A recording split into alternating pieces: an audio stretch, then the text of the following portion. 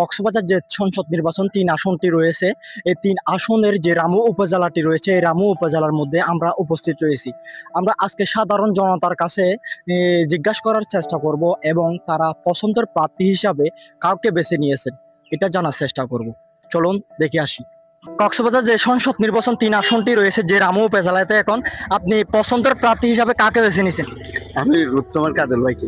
এই ৩ আসনের মধ্যে আপনি আপনার পছন্দের প্রার্থী হিসাবে কাউকে বেছে নিয়েছেন?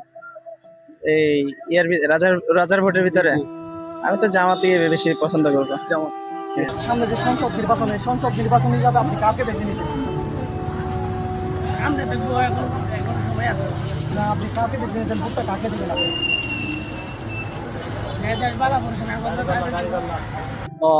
যে সামনে যে সংসদ নির্বাচনের যে কক্সবাজার জেলার রামু এই ৩ আসন, এই ৩ আসনের মাঝে পছন্দের প্রার্থী হিসাবে হার বাছিল হাজল লুৎফর রহমান হাজল।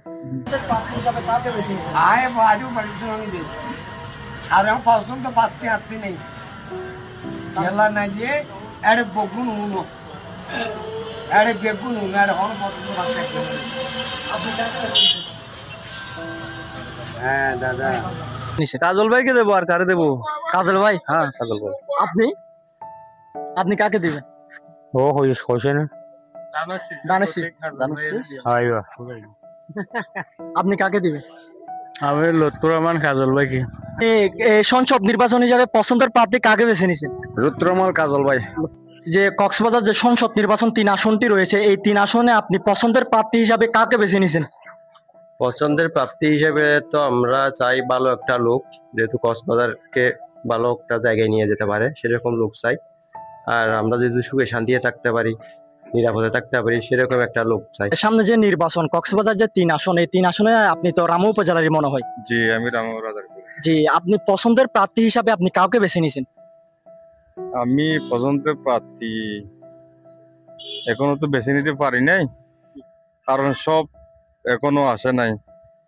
এখনো ভোট হচ্ছে কিনা সেটাও সন্দেহ, সেই জন্য এখনো পছন্দের প্রার্থী বেছে নিতে পারিনি। এমনিতে আপনার মনে একটা ধারণা নাই আপনি কাউকে ভোট দিবেন, এরকম আপনার কোনো ধারণা নাই?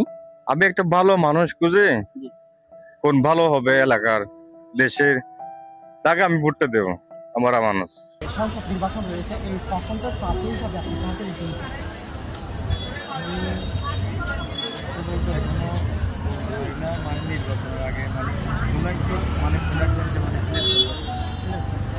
এখনো আপনি সেরকম নাই যে কাউকে ভোট দিবেন বিষয়টা?